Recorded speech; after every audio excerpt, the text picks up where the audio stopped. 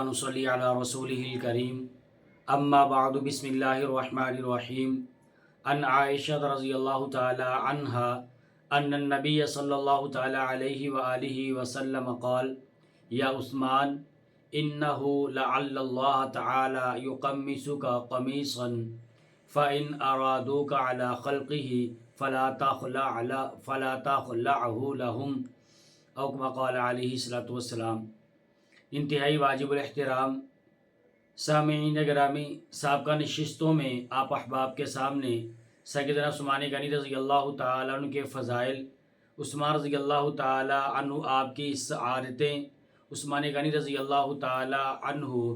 آپ کی سخاوتیں، سابقہ نشستوں میں ان کا تذکرہ آپ احباب کے سامنے کیا۔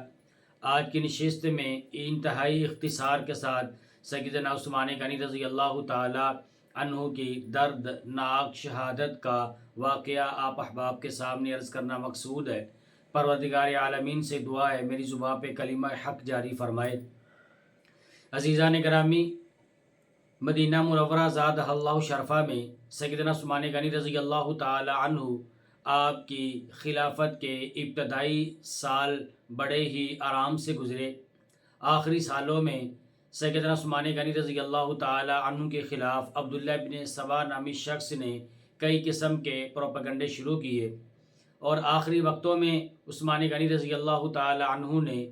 عبداللہ بن سبا کو مدینہ منورہ زادہ اللہ شرفہ سے جلا وطن کیا۔ یہ وہاں سے ہوتا ہوا ملک شام چلا گیا، اور وہاں پر جا کر عثمان رضی اللہ تعالیٰ عنہ کے خلاف منفی پروپیگنڈے اس نے کرنے شروع کیے۔ ملک شام سے سیدنا امیر معاویہ رضی اللہ تعالیٰ عنہ نے اس کو نکالا، پھر یہ وہاں سے مصر چلا گیا۔ مصر میں کئی لوگوں کو اس نے اپنے ساتھ ملایا عثمان رضی اللہ تعالیٰ عنہ کے خلاف پروپیگنڈا کرتے ہوئے۔ تو یوں کرتے کرتے تقریباً 7 یا 750 لوگ اس کے ساتھ ملے، اور عثمان رضی اللہ تعالیٰ عنہ کے خلاف وہ لوگ ہوئے۔ اب اس موقع کی تلاش میں تھا کہ کب عثمان رضی اللہ تعالیٰ عنہ کے اوپر حملہ کیا جائے گا۔ انہوں نے باہمی مشاورت کی کہ ہم ذی الحجہ کے مہینے میں جب صحابہ مدینہ پاک کو چھوڑ کر مکہ مکرمہ زادہ اللہ شرفہ میں حج کے لیے چلے جائیں گے تو یہ ہمارے لیے موقع اچھا ہوگا عثمان غنی رضی اللہ تعالیٰ عنہ کے اوپر حملہ آور ہونے کا۔ تو جس وقت صحابہ رضی اللہ تعالیٰ عنہ مجمعین اپنا اپنا سفر کے لیے حج کے لیے مکہ مکرمہ زادہ اللہ شرفہ میں تشریف لے گئے، تو ذی القعدہ کی ابتدائی تاریخوں میں یہ شخص عبداللہ بن سبا اور اپنے 7 بلوائیوں کو لے کر کے اور یہاں پر مدینہ منورہ زادہ اللہ شرفہ میں آیا۔ عثمان غنی رضی اللہ تعالیٰ عنہ ایک دن خطبہ جمعۃ المبارک کا ارشاد فرما رہے تھے، یہ اٹھ کر کھڑا ہوا اور کھڑا ہو کر کہنے لگا کہ عثمان، ہم آپ کی کوئی بات نہیں سننا چاہتے۔ سیدنا عثمان غنی رضی اللہ تعالیٰ عنہ نے اپنے خطبے کو جاری رکھا، دوسرا اٹھا، تیسرا اٹھا، یوں کرتے کرتے کئی لوگ اٹھ کر کھڑے ہو گئے عثمان غنی رضی اللہ تعالیٰ عنہ کے خلاف۔ ہر عثمان رضی اللہ تعالیٰ عنہ کو بحفاظت آپ کے گھر میں پہنچایا گیا، اور پھر آپ کے گھر کا محاصرہ ان بلوائیوں نے، ان باغیوں نے آپ کے گھر کا محاصرہ کر لیا۔ اور عثمان رضی اللہ تعالیٰ عنہ سے ان کا ایک مطالبہ تھا کہ آپ خلافت سے دستبردار ہو جائیں۔ عثمان غنی رضی اللہ تعالیٰ عنہ جامع ترمذی کے اندر روایت موجود ہے ام عائشہ رضی اللہ تعالیٰ عنہا سے کہ اللہ کے نبی علیہ الصلوۃ والسلام نے آپ کو مخاطب کر کے یہ بات ارشاد فرمائی تھی کہ عنقریب یقیناً اللہ پاک آپ کو خلافت کی قمیض پہنائیں گے، اور بعض لوگ ایسے ہوں گے جو آپ سے اس چیز کا مطالبہ کریں گے کہ آپ اس خلافت کی قمیض کو اتاریں۔ تو نبی کریم علیہ السلام نے ارشاد فرمایا کہ تم نے خلافت کی قمیض کو ہرگز نہیں اتارنا۔ عثمان غنی رضی اللہ تعالیٰ عنہ اپنے اس موقف کے اوپر قائم رہے، اور ان لوگوں نے عثمان رضی اللہ تعالیٰ کا محاصرہ کیا۔ جب عثمان رضی اللہ تعالیٰ عنہ کے گھر کا کئی دن کا محاصرہ ہوا، آپ گھر میں کھانے کے لیے پینے کے لیے جب کوئی چیز باقی نہ رہی، سیدنا علی المرتضیٰ شیر خدا رضی اللہ تعالیٰ عنہ اور دیگر صحابہ نے آپ سے یہ بات عرض کی، امیر المومنین آپ ہمیں اجازت دیں، ہم ان باغیوں کے ساتھ علم جہاد کو بلند کریں گے۔ تو سیدنا امیر معاویہ سیدنا عثمان غنی رضی اللہ تعالیٰ عنہ فرمانے لگے کہ میں اللہ کے نبی صلی اللہ علیہ وآلہ وسلم کے پڑوس میں رہتا ہوا میں کبھی بھی تمہیں اس چیز کی اجازت نہیں دے سکتا کہ میری خاطر تم مدینہ الرسول کے اندر خون ریزی کرو۔ پھر انہوں نے یہ بات عرض کی امیر المؤمنین پھر آپ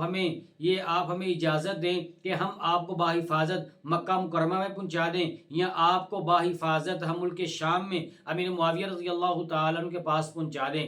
تو سیدنا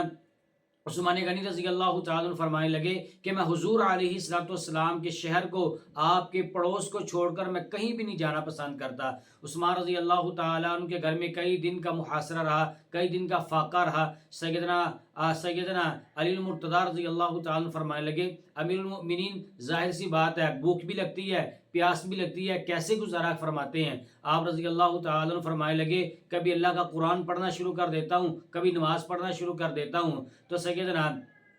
حضرت عثمان غنی رضی اللہ تعالیٰ عنہ فرمانے لگے کہ اے علی اگر آپ میری کچھ مدد کرنا چاہتے ہیں تو اگر آپ پانی مجھ تک پہنچائیں تو کیا ہی بات ہے۔ سیدنا علی المرتضیٰ شیر خدا رضی اللہ تعالیٰ عنہ نے پانی کا مشکیزہ لیا اور بھر کر آپ رضی اللہ تعالیٰ عنہ تک پہنچانا چاہا تو وہاں پر باغیوں نے تیر مار مار کر اس پانی کے مشکیزے کو ختم کر دیا، پانی سارے کا سارا زمین کے اوپر گر پڑا۔ تو سیدنا علی المرتضیٰ رضی اللہ تعالیٰ عنہ نے اپنی دستار مبارک کو اتار کر دیوار کی طرف سے گھر کے اندر پھینکی، اور اس بات کی علامت اور نشانی ہوا کرتی تھی کہ میں آپ کی مدد کرنے سے عاجز آ چکا ہوں۔ سیدنا عثمان غنی رضی اللہ تعالیٰ عنہ آپ اپنے گھر کی چھت پر تشریف لے گئے اور وہاں پر جا کر آپ نے باغیوں کو مخاطب کیا۔ ایسا دردناک آپ نے خطبہ ارشاد فرمایا، اگر یہ خطبہ آپ پہاڑوں کو ارشاد فرماتے تو پہاڑ بھی روئی کے گالوں کی طرح نرم ہو جاتے، لیکن ان باغیوں کے دل اس قدر سخت تھے کہ عثمان رضی اللہ تعالیٰ عنہ کے بارے میں ذرا سی بھی نرمی کا پہلو ان کے دل کے اندر نہیں آیا۔ عثمان رضی اللہ تعالیٰ فرمانے لگے کہ مجھے پہچانو، میرے مناقب کو سمجھو، میرے فضائل کو پہچانو۔ فرمانے لگے کہ دیکھو میں سابقون الاولون میں سے ہوں، حضور علیہ السلام کا دوہرا دماد ہوں، شیر خدا رضی اللہ تعالیٰ عنہ کا ہم زلف ہوں۔ آپ نے فرمایا کہ تم مجھے یہاں پر نماز پڑھنے نہیں دے رہے، جس کی جگہ میں نے خود خرید کر وقف کی تھی، اس کنویں سے مجھے پانی نہیں پینے دے رہے کہ جس کنویں کو میں نے خود خرید کر کے وقف کیا تھا۔ عثمان غنی رضی اللہ تعالیٰ عنہ اس کے علاوہ اور کئی باتیں ان کے سامنے عرض کی تو وہ کہنے لگے کہ ہمارا آپ کی ساری باتیں سچ ہیں، لیکن ہمارا ایک ہی مطالبہ ہے کہ آپ اپنی خلافت سے دستبردار ہوئیں۔ سیدنا عثمان غنی رضی اللہ تعالیٰ عنہ فرمانے لگے کہ میں یہ عمل نہیں کر سکتا کہ اللہ پاک نے مجھے جو خلافت کی قمیض پہنائی ہے میں اس قمیض کو ہرگز نہیں اتار سکتا حتیٰ کہ تم لوگ میری جان بھی لے لو۔ عثمان غنی رضی اللہ تعالیٰ واپس اپنے گھر میں نیچے تشریف لائے اور رات کو سوئے تو سوتے میں نبی پاک صلی اللہ تعالیٰ علیہ وآلہ وسلم خواب میں تشریف لائے۔ آپ نے فرمایا کہ عثمان آج کی شام آپ نے افطاری ہمارے ساتھ کرنی ہے۔ صبح ہوئی، حضرت نائلہ رضی اللہ تعالیٰ عنہ کو فرمانے لگے کہ حضور علیہ السلام خواب میں تشریف لائے تھے تو آپ رضی اللہ تعالیٰ عنہ نے روزے کی نیت کی اور یہ بات اشارہ فرمائی کہ مجھے میری شلوار دے دو۔ آپ نے